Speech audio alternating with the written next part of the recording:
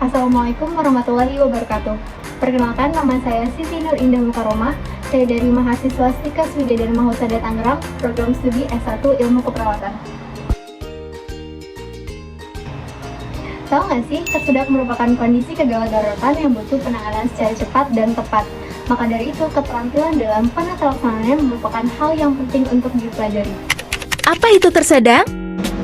Tersedak merupakan kondisi di mana tersumbatnya saluran jalan nafas yang disebabkan karena benda asing, baik secara total maupun secara parsial, yang dapat menyebabkan penderitanya kesulitan untuk bernafas karena kekurangan oksigen. Kenapa tersedak disebut keadaan gawat darurat? Kejadian tersedak dapat menjadi ancaman kematian sangat tinggi apabila dalam kurun waktu kurang lebih 4 menit, penderitanya tidak mendapatkan pertolongan. Karena dalam kurun waktu tersebut, tanpa adanya aliran oksigen ke otak, maka akan terjadi kerusakan secara permanen pada otak. Kenapa keterampilan penata laksanaan tersedak wajib untuk dipelajari? Menurut Bird et al. Dalam buku Astuti dan Nurjana tahun 2019 mengungkapkan bahwa pemberian pertolongan pertama pada pasien tersedak yang masih dalam keadaan sadar dapat meningkatkan kelangsungan hidup hingga mencapai 95%. Mengapa tersedak bisa terjadi? Tersedak dapat terjadi ketika makanan tidak dikunyah dengan sempurna. Umumnya itu dapat terjadi ketika kita makan sambil berbicara atau tertawa, dan pada anak-anak itu umumnya terjadi karena anak-anak mengonsumsi makanan dengan potongan yang terlalu besar, atau biasanya sering terjadi pada fase oral di mana anak-anak gemar untuk memasukkan benda padat kecil ke dalam mulutnya seperti manik-manik, bagian dari mainan, uang logam, kancing baju, baterai, dan sebagainya. Kejadian tersedak rentan terjadi pada usia anak-anak dibandingkan dewasa, khususnya anak-anak di bawah 3 tahun dan bayi, karena mereka mempunyai saluran pernafasan yang lebih kecil dan mereka belum memiliki gigi yang lengkap untuk mengunyah makanan dengan baik. Sehingga apabila mereka mengonsumsi makanan dengan potongan yang agak besar, mereka akan rentan untuk terjadi tersedak. Bagaimana tanda-tanda seseorang mengalami tersedak?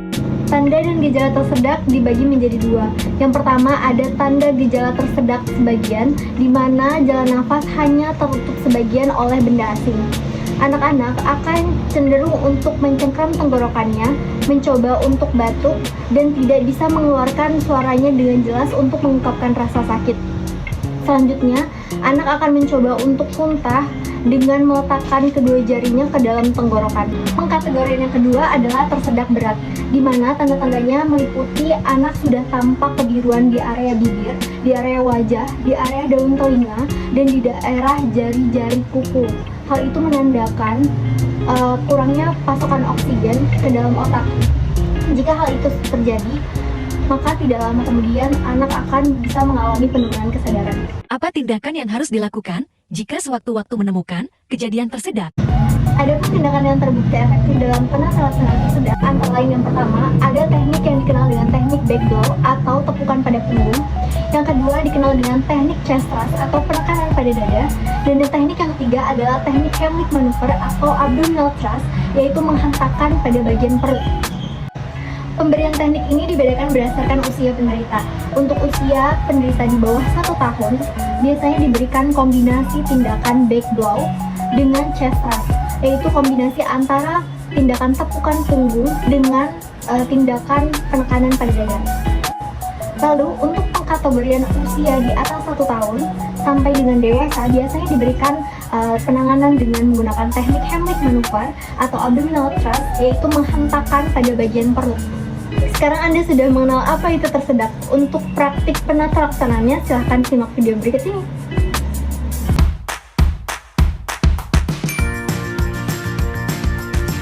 Gendong bayi lalu posisi penolong seperti posisi duduk bersimpuh. Posisikan kaki Anda seperti posisi yang diperagakan. Sanggah kepala dan rahang bawah bayi menggunakan kedua tangan.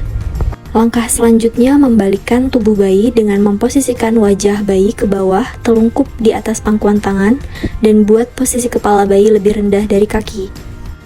Lakukan tepukan di punggung menggunakan pangkal telapak tangan sebanyak 5 kali.